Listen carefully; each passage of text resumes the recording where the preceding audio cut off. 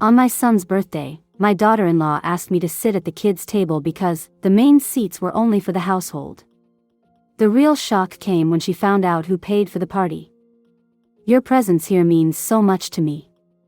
Watch until the end and leave a comment telling me which city you're watching from. I want to see how far my story has reached. The mansion stood before me like a monument to success, my son Robert's success, I told myself with maternal pride. I straightened my navy blue dress, the nicest one I owned, purchased specifically for today's occasion. His 35th birthday. I clutched the small gift bag in one hand and my purse in the other, taking a deep breath before ringing the doorbell. The door swung open, and there stood Catherine, my daughter-in-law of 3 years, her blonde hair perfectly styled, her smile not quite reaching her eyes. "Margaret," she said, her tone chilly despite the summer heat. "You're early." I glanced at my watch. "Only 15 minutes, I offered apologetically. I didn't want to be late. She stepped aside reluctantly. "Well, come in then. Robert isn't ready yet." I followed her through the marble foyer into their expansive living room, already decorated with elegant blue and silver streamers and matching balloons. The caterers bustled about, arranging platters of hors d'oeuvres that looked too artistic to eat. "The party looks lovely," I said, genuinely impressed. Robert mentioned it would be a small gathering. Catherine let out a short laugh. "Small? There are 50 guests coming. All important connections for Robert's business." She glanced at my simple dress, her eyes narrowing slightly. "Did you bring the check?" My smile faltered. "Of course." I reached into my purse and handed her the envelope. $3,000, nearly half of my monthly pension. Robert had called it helping out with the party, though I now realized it had covered much more than that. "Perfect," Catherine said, tucking it away without even opening it. "We're actually setting up the tables now." As guests began to arrive, men in tailored suits, women dripping with jewelry I could never afford, Catherine led me toward the back of the house. I searched the crowd for my son, eager to wish him happy birthday, but he was nowhere in sight. "Here we are," Catherine announced, stopping beside a small table set up near the kitchen entrance. Around it sat 4 children, none older than 10, coloring on paper placemats. I looked at her in confusion. Where should I put Robert's gift? "Oh, you can give it to him later. This is your seat." She gestured to an empty child-sized chair. I stared at her, waiting for the punchline. "I don't understand." Catherine's smile tightened. "The main tables are only for household members and Robert's business associates. We thought you'd be more comfortable here. The children are lovely company." The words hit me like a physical blow. I glanced across the room to where elaborate place settings adorned tables draped in silk. Name cards were being placed at each setting. "But I'm Robert's mother," I said, hating how small my voice sounded. "And we're so glad you could make it. Now, if you'll excuse me, I need to check on the champagne." I stood frozen as she walked away, her heels clicking confidently across the marble floor. A little girl at the table looked up at me with curious eyes. "Are you a grandma too?" she asked. I nodded mechanically and lowered myself onto the tiny chair, my knees nearly touching my chest.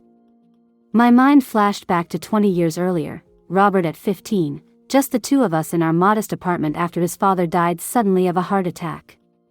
How I'd taken on a second job cleaning offices at night to save for his college fund. How I'd skipped meals when money was tight but never let him know. The room blurred as I blinked back tears. Across the room, Robert finally appeared, handsome in his tailored suit. Our eyes met briefly before Catherine whispered something in his ear, and he turned away, laughing with a group of well-dressed strangers. The party continued around me as I sat at the children's table, coloring a paper placemat with shaking hands. When dinner was served, the children received chicken fingers while the adult tables enjoyed filet mignon. The check I'd written had paid for a meal I wasn't deemed worthy to eat. Later, as Robert opened gifts, I watched from the back of the crowd. My small package, a vintage pocket watch that had belonged to his father, remained unopened in the gift pile as he exclaimed over expensive bottles of scotch and designer accessories. It was then, standing in the shadows of my son's life, that the truth finally crashed down upon me with stunning clarity. I wasn't a guest of honor. I wasn't even a real guest. I was an ATM with a heartbeat. And for the first time in my life, I wondered if my son had ever seen me as anything more. I barely slept that night. Every time I closed my eyes, I saw the children's table, felt the tiny chair pressing uncomfortably against my hips, heard Catherine's dismissive tone. The main tables are only for household members and Robert's business associates. After tossing and turning until dawn, I made a decision. I needed to talk to Robert, alone, away from Catherine's influence. Surely my son, the boy I'd raised single-handedly, would be horrified if he truly understood what had happened. I called him around noon, rehearsing what I'd say. "Mom?" His voice sounded distracted when he answered. "I'm heading into a meeting. Robert, I'd like to talk about yesterday. About the party." He sighed. "What about it?" "Listen, I've got to run. I'd like to come by. Just for a few minutes." "Not today. Maybe next week?" The sound of papers shuffling came through the line. "Thanks for the gift, by the way. Vintage, right? Very unique." My heart sank. "Your father wore it every day." "Right. Look, I've really got to go." The line went dead before I could respond. Instead of driving home, I found myself parked outside Robert and Catherine's house. I hadn't planned to come here, but something pulled me toward their grand estate. Maybe I just needed to see it in daylight, to convince myself that yesterday had been as bad as I remembered. As I sat in my aging sedan, a catering truck pulled up the circular driveway. Workers began unloading equipment, leftovers from yesterday's extravaganza. I slumped down in my seat, not wanting to be recognized. That's when I saw them, Robert and Catherine on their patio, enjoying a late breakfast. They hadn't left for any meeting. The lie stung, but what happened next cut even deeper. I rolled down my window slightly, the summer breeze carrying their voices to where I sat. "That check from your mother barely covered the bar," Catherine was saying, sipping from a mimosa. "Next time we should ask for more." Robert laughed. "She'll give it. She always does. Did you see her face when I put her at the kids' table?" Catherine's laughter was like broken glass. Priceless. At least she didn't make a scene. "Remember Thanksgiving when she tried to bring that grocery store pie?" They both laughed, and my stomach twisted into knots. "The old lady doesn't exactly fit with our image," Catherine continued. "My mother texted me this morning asking if that was really your mother in that department store dress." Robert shrugged. "What can I say? Not everyone can keep up appearances like your family." "Well, at least she's useful for something." Catherine raised her glass. "To your mother's generosity." "And gullibility," Robert added, clinking his glass against hers. I sat frozen, my hands gripping the steering wheel so tightly my knuckles turned white. This was my son, my Robert, laughing about humiliating me. The boy I'd gone hungry for, the teenager whose college applications I'd helped fill out after midnight shifts, the young man whose first apartment security deposit came from my meager savings. My mind raced backward through time, suddenly seeing patterns I'd been blind to before. The loans that were never repaid. The extravagant Christmas gifts I'd stretched my budget for, met with barely concealed disappointment. The way Robert and Catherine always seemed to have a financial emergency whenever my pension check arrived. Tears burned my eyes as a lifetime of memories reshuffled themselves into a new, painful order. I'd been so desperate to be needed, to be important in my son's life, that I'd missed what was right in front of me. I started my car with trembling hands and drove away before they could spot me. At home, I mechanically made tea, then sat untouched on my kitchen table as I pulled out my checkbook and bank statements. Over the past 3 years, since Robert had married Catherine, I'd given them over $65,000, nearly all my savings from 40 years of teaching. Money for their wedding, their house down payment, Robert's business ventures, Catherine's car. Always with the promise that they were just temporary loans, until they got established. They were more than established now. Their house was worth over $1 million. Robert's investment firm was featured in business magazines.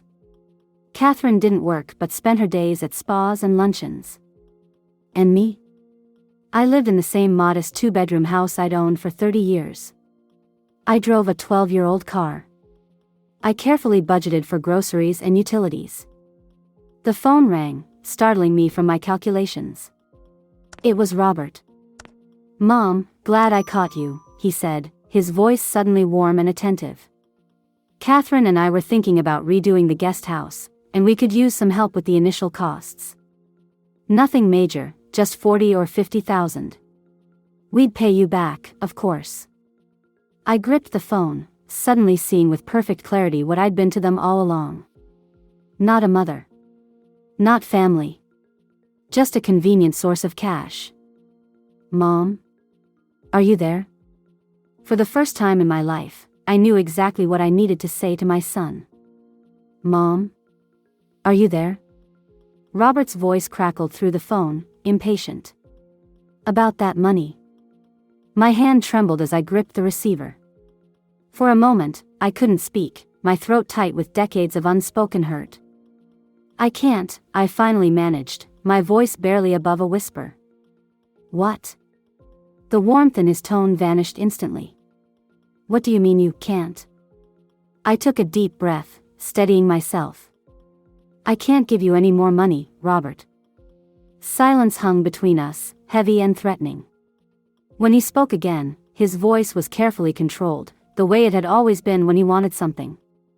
"Mom, it's just a loan. We'd pay you back as soon as." "Like the other loans?" I interrupted, surprising even myself with my boldness. "Like the $15,000 for Catherine's car? Or the $20,000 for your office renovation? You're keeping track." His voice hardened. That's so petty." "It's not petty to want to be treated with respect," I said, the words feeling foreign in my mouth. Had I ever stood up to my son before? "I'm not an ATM, Robert. I'm your mother." He scoffed. "Is this about yesterday? The seating arrangement?" Catherine was just trying to organize things properly. By putting me at the children's table?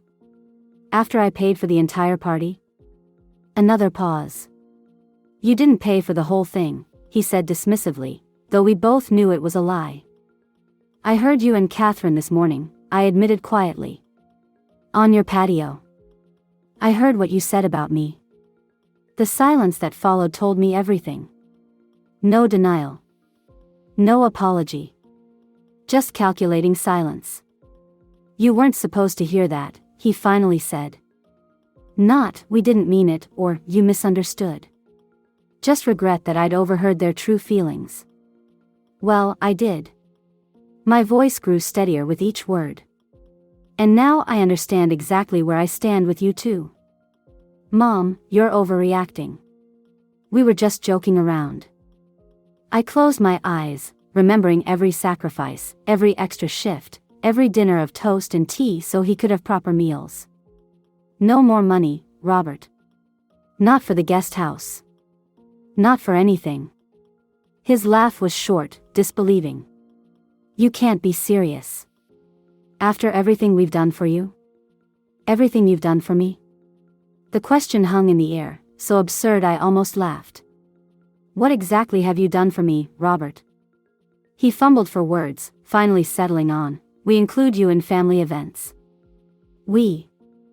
"You sat me at the children's table," I reminded him. "You forget my birthday.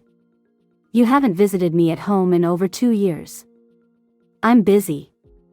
I have a career, a life." "So do I," I said, though the words felt hollow.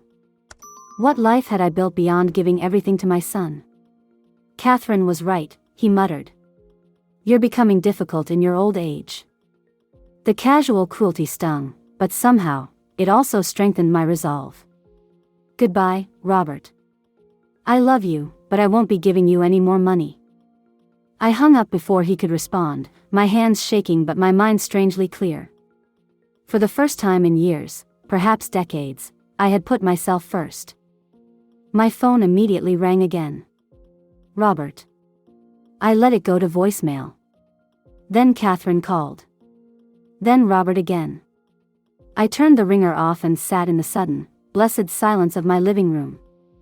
Outside, summer afternoon light filtered through my curtains, illuminating dust motes dancing in the air. How long had I been living like this? Existing only to support Robert, draining my savings, sacrificing my future security for someone who saw me as nothing more than a financial resource? I found myself walking through my modest house, truly seeing it for the first time in years. The faded wallpaper I'd been meaning to replace. The ancient refrigerator that groaned through the night. The leaky faucet I couldn't afford to fix because I'd given Robert money for his emergency landscaping project last month. In my bedroom, I opened my closet and stared at the row of sensible, inexpensive clothes. My one good dress, the navy blue one from yesterday's humiliation, hung at the end. I pulled it off the hanger and dropped it into the trash can. My pension statement lay on my bedside table. I picked it up, calculating quickly. If I stopped giving money to Robert and Catherine, I could actually live comfortably. I could fix my house. I could even travel a little, something I'd dreamed of in my teaching days but had always put off because Robert needed something. The revelation was both liberating and devastating. I sank onto my bed, buried my face in my hands, and did something I hadn't allowed myself to do in years. I sobbed, deep, body-shaking cries that released decades of pushed-down pain. When the tears finally subsided, I felt empty but somehow lighter. I washed my face, brewed a fresh cup of tea, and sat at my kitchen table with a notepad. At the top, I wrote, Margaret's life, the next chapter. For the first time since Harold died 15 years ago, I was planning for my own future. And despite everything, it felt like waking up after a very long sleep. 3 days passed without a word from Robert or Catherine. On the fourth day, as I was repainting my kitchen, a project I'd postponed for years, my doorbell rang.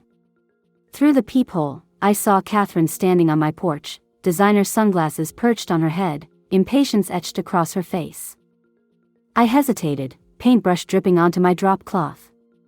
For a moment, I considered pretending I wasn't home, but something inside me, that new, strengthening voice, urged me to face her.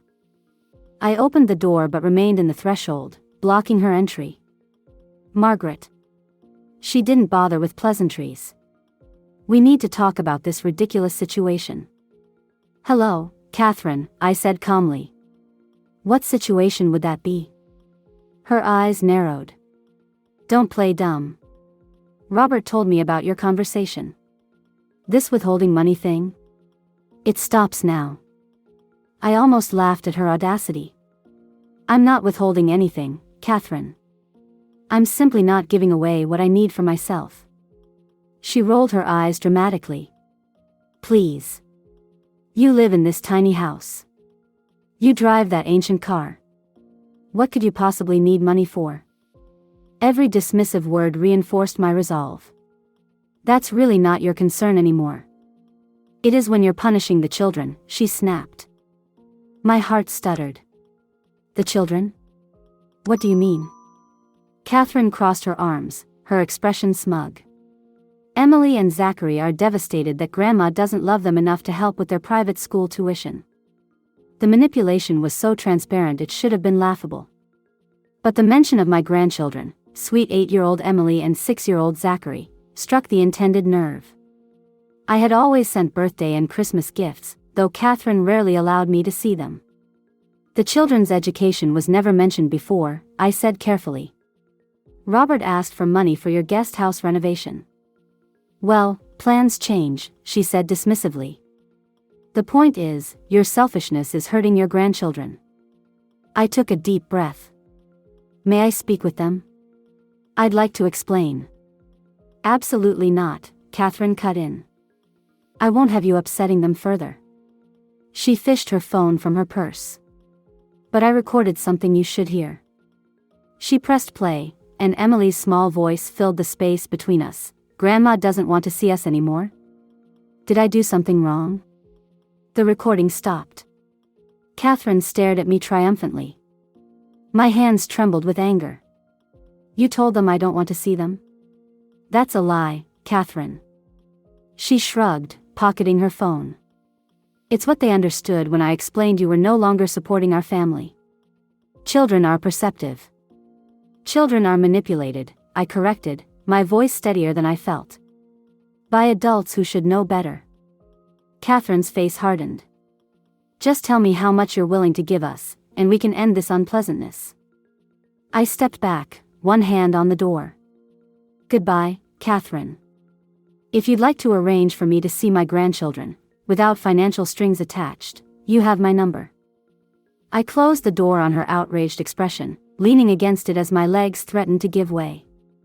Using the children, that was low, even for them. But it wouldn't work. Not anymore. Over the next weeks, the pressure intensified. Robert left voicemails oscillating between guilt trips and thinly veiled threats. Catherine sent texts telling me the children were asking for me, followed by coincidental reminders about school expenses. My sister-in-law Ellen, who I'd barely spoken to in years, suddenly called to check in, transparently fishing for information about my feud with Robert. I weathered it all with a steadiness that surprised me. I painted my kitchen a cheerful yellow, fixed my leaky faucet, and enrolled in a watercolor class at the community center, something I'd wanted to do since retirement but had always put off. The first class was terrifying. I sat in my car for 20 minutes, nearly driving away twice. What was I thinking? I was too old to start something new. Too set in my ways. Too lonely. But I forced myself to go inside, where I met Diane, a retired nurse whose children lived across the country, and Grace, a widow like me who laughed more often and more loudly than anyone I'd met in years. We fumbled through our first paintings together, making a mess of the watercolors and giggling like schoolgirls. Same time next week? Grace asked as we left, and I found myself nodding, a warm feeling spreading through my chest. Was this what it felt like to be seen? To be valued just for being yourself? That night, Emily called. Grandma? Her little voice was tentative. Mom said I could talk to you for 5 minutes. I swallowed hard. Emily, sweetheart. I've missed you so much. Do you not love us anymore? She asked quietly. My heart broke. Oh, Emily. I love you and Zachary more than anything in the world. Don't ever think differently. Then why won't you help us?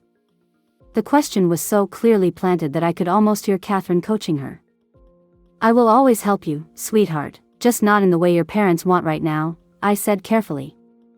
Sometimes adults disagree about things. Mom says you're being selfish, she reported dutifully. I'm sure she does, I sighed. Emily, would you like to come visit me? We could paint together. I'm learning watercolors. Her voice brightened. Really? I love painting. I'll talk to your parents about it, okay? Now, tell me about school. She chatted happily for a few minutes before Catherine took the phone away. I heard muffled arguing, then Catherine's cold voice, satisfied? Now you know they're fine. If you change your mind about helping out, let us know. The line went dead. I sat with the silent phone in my hand, tears streaming down my face. They were using my own grandchildren as pawns in their game. The pain was excruciating, but through it, I felt something unexpected taking root, a quiet, unshakable certainty. I would not break. I would build a life they couldn't control or manipulate. And somehow, someday, I would find a way to have a relationship with my grandchildren that no one could use as leverage. The path forward wouldn't be easy. But for the first time in 15 years, it. 6 months passed, each day a small step toward rebuilding my life. My kitchen now gleamed with fresh yellow paint and new curtains I'd sewn myself. The leaky faucets were fixed. My garden, long neglected, burst with late summer flowers I'd planted with my own hands. More significant than these physical changes was my internal transformation. The watercolor class had led to friendships with Diane and Grace, who introduced me to their book club. For the first time since Harold died, I had a social circle. Women who called just to chat, who invited me to lunch, who noticed when I got a haircut. "Margaret, you're blooming," Grace declared one afternoon as we left our now intermediate watercolor class. "I wish I'd known you 6 months ago to see the difference." I smiled, knowing she was right. The constant knot of anxiety that had lived in my chest, worry about Robert, fear of disappointing him, stress about money, had loosened. I stood straighter. I laughed more easily. "It hasn't been easy," I admitted. Grace squeezed my hand. "Nothing worth doing ever is. The hardest part remained my grandchildren."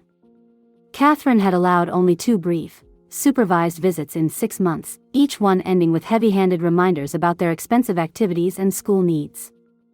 I'd started sending small care packages directly to Emily and Zachary: books, art supplies, handwritten notes, things Catherine couldn't easily turn into leverage.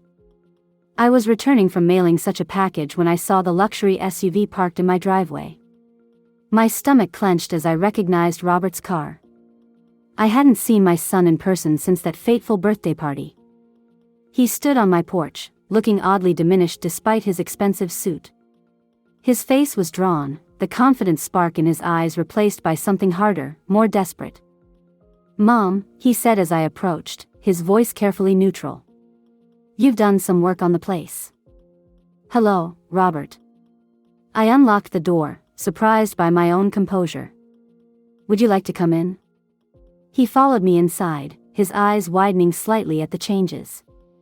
My home wasn't luxurious, but it was freshly painted, thoughtfully decorated, and undeniably mine. "Coffee?" I offered. He nodded, glancing at the watercolor paintings I'd framed and hung on the wall. "Did you do these?" "I did. I've been taking classes." An awkward silence stretched between us as I prepared the coffee. Finally, he cleared his throat. "You're looking well," he said, sounding genuinely surprised. "Thank you. I am well." I handed him a mug and sat across from him at my kitchen table. "What brings you here, Robert?" He stared into his coffee. "I wanted to see how you were doing." "After 6 months?" I kept my tone light, but the question hung between us. He had the grace to look embarrassed. "Things have been complicated." "I imagine they have." I sipped my coffee. "How are Emily and Zachary?" "They're good. They ask about you." He shifted uncomfortably. "Mom, I need to tell you something." I waited, noticing the tension in his shoulders, the slight tremor in his hands. "Catherine and I are having some financial difficulties," he finally said. "The market's been volatile, and some investments didn't pan out." The old me would have immediately offered help, opened my checkbook without question. The new me simply nodded. "I'm sorry to hear that." He looked up, clearly expecting more. "When nothing came," he continued, "we might lose the house." "That would be difficult," I acknowledged. "What are your options?" "Options?" He sounded bewildered, as if the concept of solving his own problems was foreign. "Mom, I came to you for help." I set down my mug. "Robert, I've been very clear about boundaries regarding money." "This isn't about boundaries." His composure cracked. "We're talking about your grandchildren having a roof over their heads. Are there no smaller houses in good school districts?" I asked calmly. "No apartments you could rent temporarily?" His face flushed. "You expect us to live in an apartment? After everything I've built?" "I lived in an apartment with you for 10 years after your father died," I reminded him. "We were quite happy there." "That was different," he insisted. "Yes," I agreed. "It was. Because I was doing everything possible to give you opportunities. I'm not seeing that same effort from you and Catherine." He stood abruptly. I knew this was a mistake. "Catherine said you become cold, but I didn't want to believe it." "Setting boundaries isn't being cold, Robert. It's being healthy." "Healthy," he scoffed. "You're alone. You've turned your back on your family." "No," I said softly. I've simply stopped allowing my family to take advantage of me. There's a difference. He shook his head, already moving toward the door. If you change your mind. I won't, I said, my voice gentle but firm. But Robert? If you and Catherine ever want a real relationship, one based on love rather than financial support, I'm here. He paused at the door, and for a moment, I glimpsed the boy he'd once been, uncertain, vulnerable. Then his expression hardened. Goodbye, Mom. I watched him drive away, a curious mix of sadness and peace washing over me.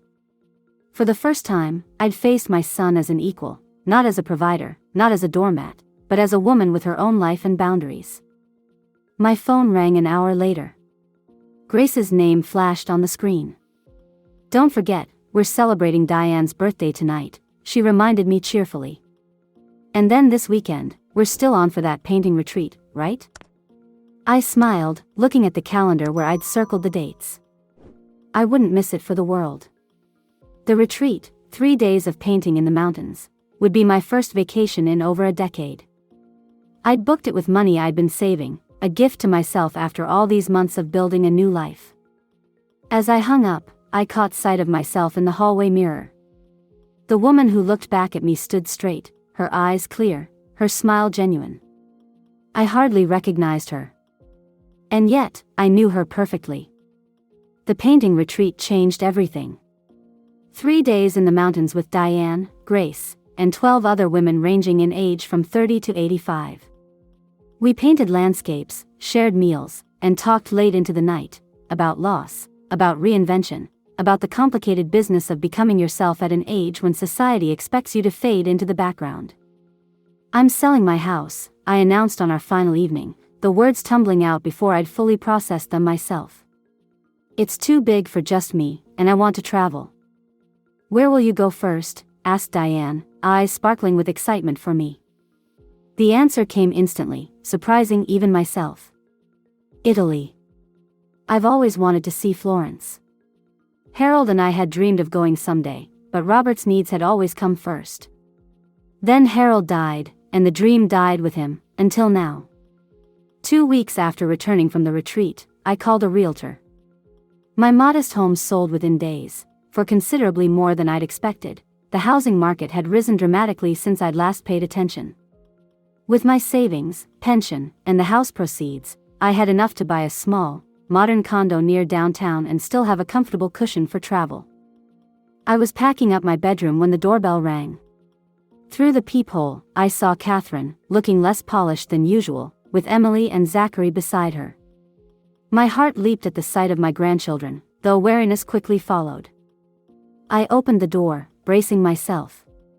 What a lovely surprise. Grandma.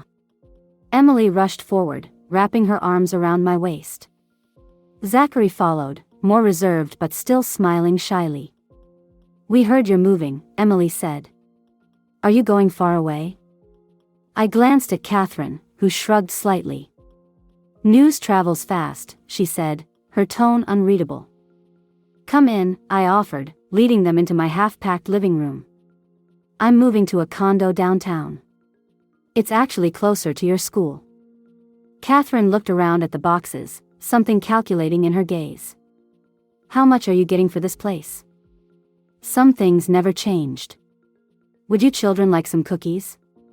I asked instead of answering. I just baked them yesterday. While the kids munched happily at the kitchen table, Catherine cornered me in the living room, her voice low. Robert told me about your conversation. He was pretty upset. I'm sorry to hear that, I said, meaning it. But my position hasn't changed. She studied me for a long moment. You really have changed. The old Margaret would have been falling all over herself to help by now. I met her gaze steadily. The old Margaret didn't value herself enough. And now you do, she said, not a question but a statement.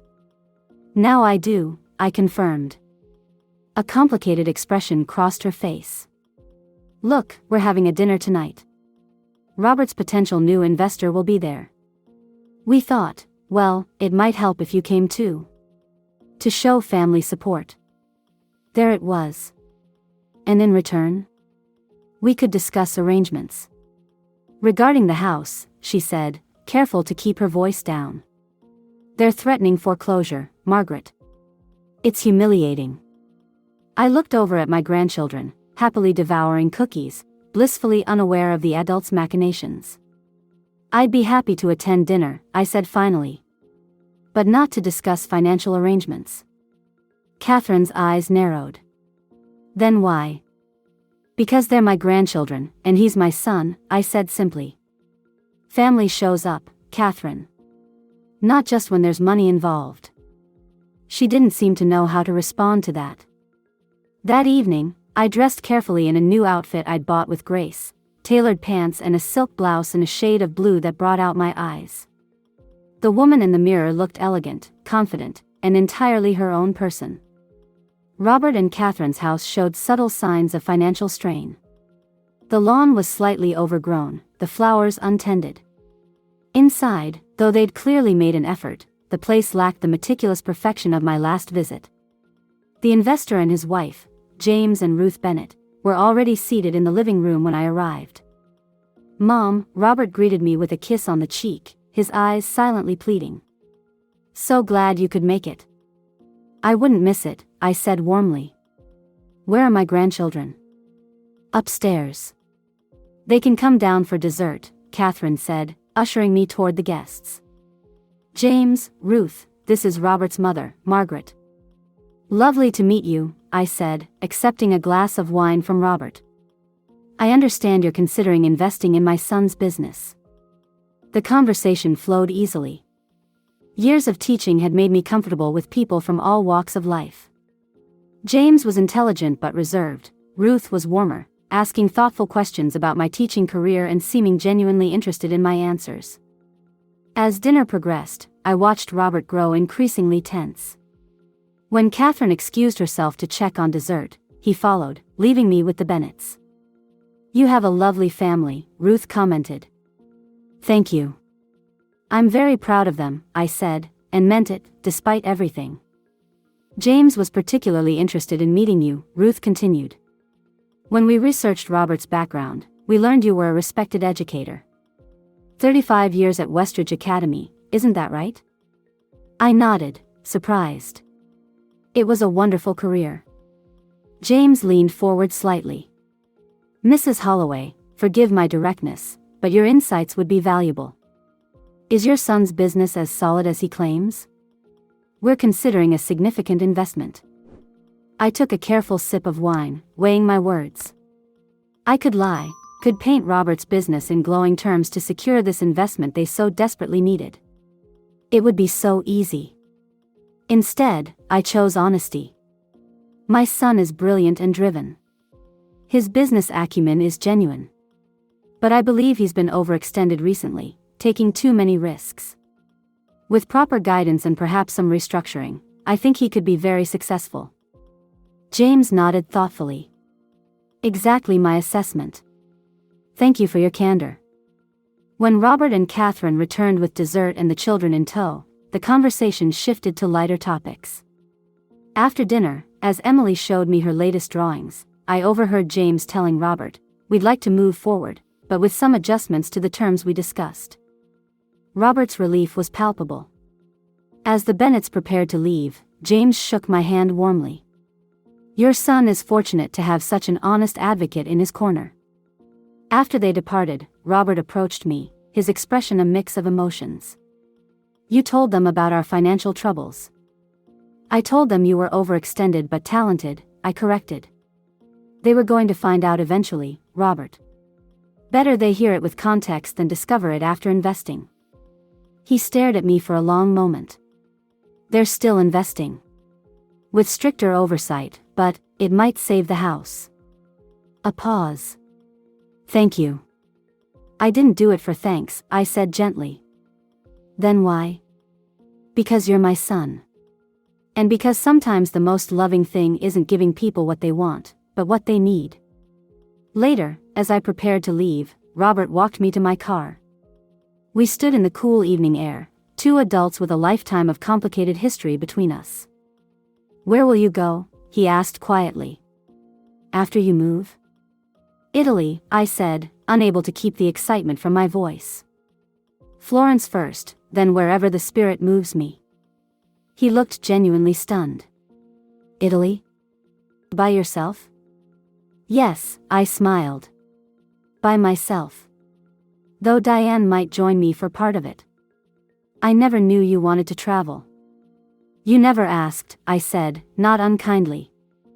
He nodded slowly, absorbing this. When you get back, maybe we could start over.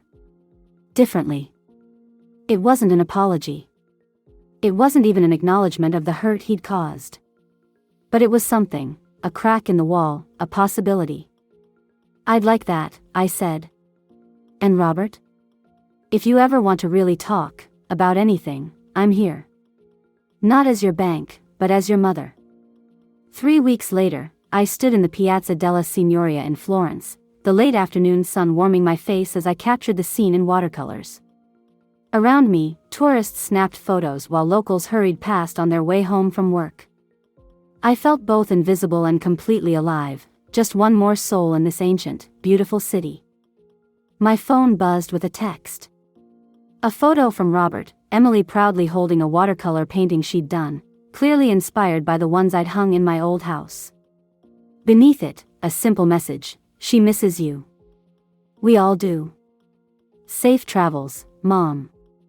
I smiled, tucking the phone away before returning to my painting. The future remained unwritten, the relationship with my son and his family still fragile and uncertain. There would be more boundaries to set, more difficult conversations to have. But for now, in this moment, I was exactly where I needed to be. Not defined by being someone's mother or grandmother, not valued only for what I could give, but living fully as Margaret, finally the main character in my own life.